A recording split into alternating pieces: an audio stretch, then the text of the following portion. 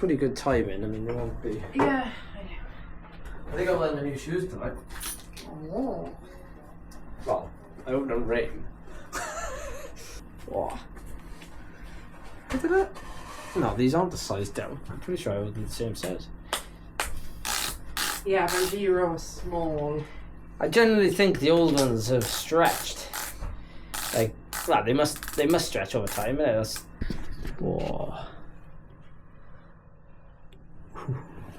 Before we get absolutely bitten to death by these flies, we've just finished the Tuesday night group ride, which went really well. We had I think nearly 20 of us showed up tonight, and we tend to meet in the same place. We ride out along the coast to Pembrey Country Park, and then we do like 2 groups. We split, and we were coming back, and I was in the bigger group, which tends to be the faster group, and I think tonight it was one of our fastest return legs. Usually takes us about 22 odd minutes, and we'd like rotating in a chain gang formation as if we were in a breakaway of a race, and yeah, it went really well.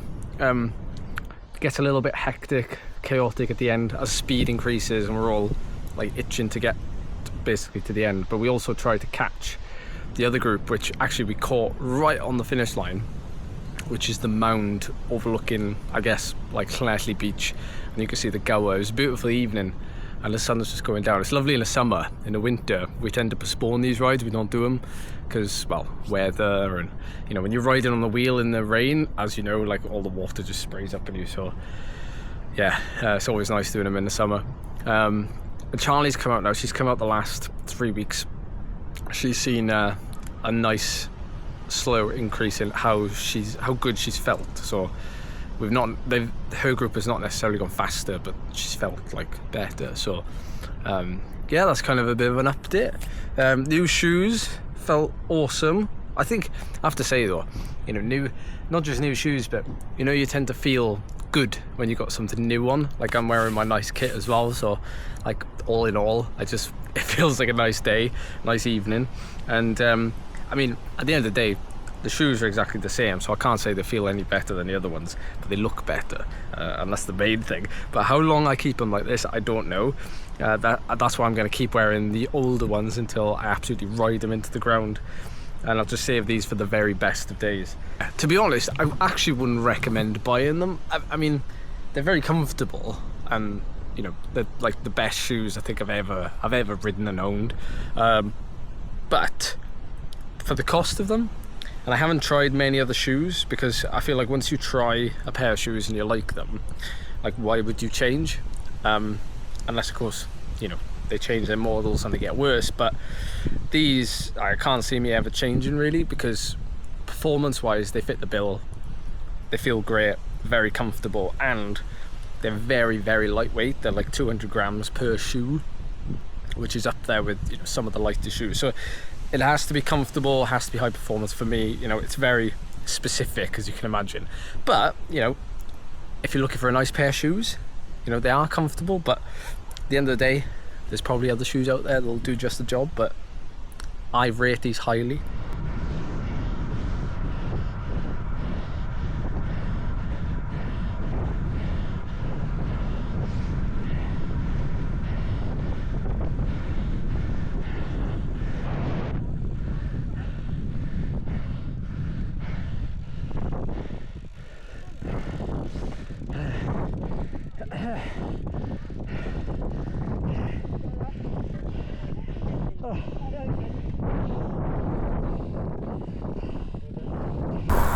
So I went out this morning. I actually decided the very last minute to give a climb a max effort. To be honest, I do the climb on a regular basis, but recently I've been going to the gym a little bit, being very consistent with it, and also I wanted to, you know, test myself over a short duration. So I put in a big ring.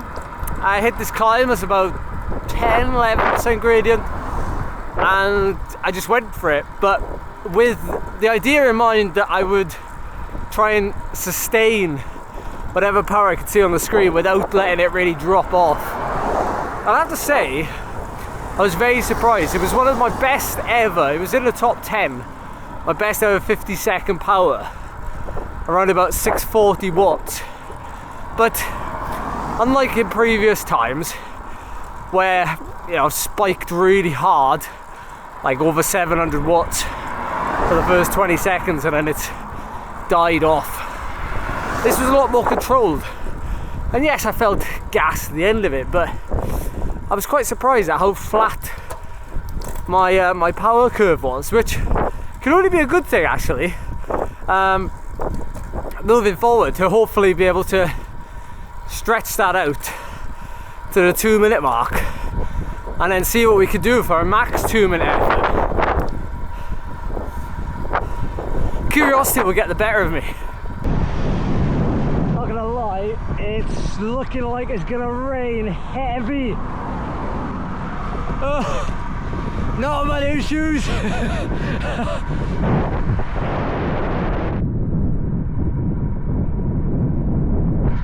Actually, I got a huge tailwind, so I'm doing like 23 mile an hour. Oh my word, that looks bad over there.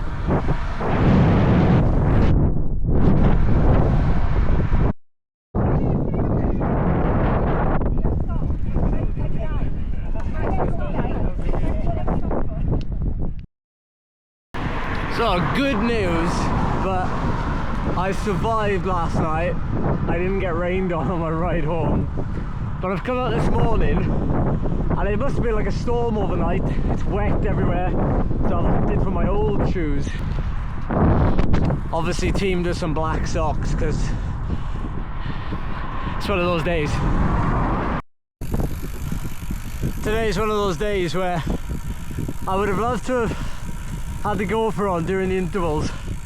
I usually use the mouth mount, but today was not one of those days. I was full focus on those intervals, and I'm glad now actually because they went fairly well. So the session is a little bit of a tweak on my hill climber special workout. So I tweaked the session today and I did it on an actual climb, and I used the gradient of the climb to follow and to moderate my power instead of doing the workout. As you can see, it starts with a super hard 15-second effort, then you settle in for about 2 minutes, and then you recover for about 30 seconds, and then you go again. Now obviously you could just fill that 30-second gap, you don't have to rest, and you could just, you know, do the whole thing at that one effort, but baby steps currently. And also it allows me to gauge where I'm at, which is what I do most of the time when I do intervals. I go into them with the idea that, you know, I'm going to do as many of the intervals as possible, but then somewhere along the way I also start to feed back to myself, like, what feels good, you know, what can I change? So I decided to do 3 of the efforts today, and then I crested the top of the hill and I went down the other side and I did a small loop, and I've just come up this climb now. And this climb is a little bit different in that there's a much longer section at the bottom, a much longer flat / downhill section, but then a much longer section to finish. Different to the first one I've done, which is definitely like a 5 to 6 minute hill. This one in total is more like 8 minutes. The first part of the climb, which is about a minute at 10-11%, I wanted to hit that at about 500 watts, or basically like my max capacity that I thought I'd be able to manage for that minute based on what I'd already done earlier in this ride. On the little bit of undulating section, which was about 30 seconds to a minute, I completely rested, and then this final climb, which is just under 2k at about 10% give or take, I paced myself to do it in about 6 minutes, but that was more just like a max, like slowly like build myself to, you know, flat out at the end, or at least feeling like it's flat out.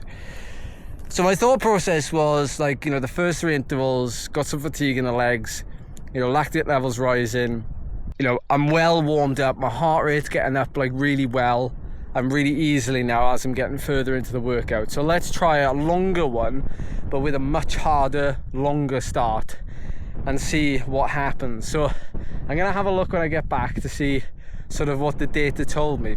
and how I felt and see if it matches up, because actually thinking like how this could be like a workout finisher, so rather than just like, you know, knocking out 2 more of those intervals I was doing earlier, like doing 3 and then doing like a finisher like that where I completely emptied the tank, it's got me like, you know, thinking about other ways in which I could change the workout. But it was important for the majority of the last bit of the climb there to just like ignore power, you know, really just focus on how I'm feeling and just make sure that I'm going hard.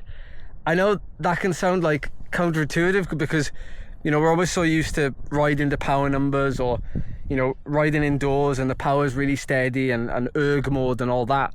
But when you're outdoors, you know, it's not reality. It's really difficult to hold constant power. And because of that, I think, you know, yes, if it's a perfect climb or perfect flat section of road, you know, you could do that. But I do think that there's a lot to be said for, you know, doing an effort every now and then, like this slightly undulating climb where you just ride to the terrain. Because at the end of the day, I think pacing really matters in a race, because more often than not, you're trying to get the best out of yourself and you're going to ride to your capacity and your level.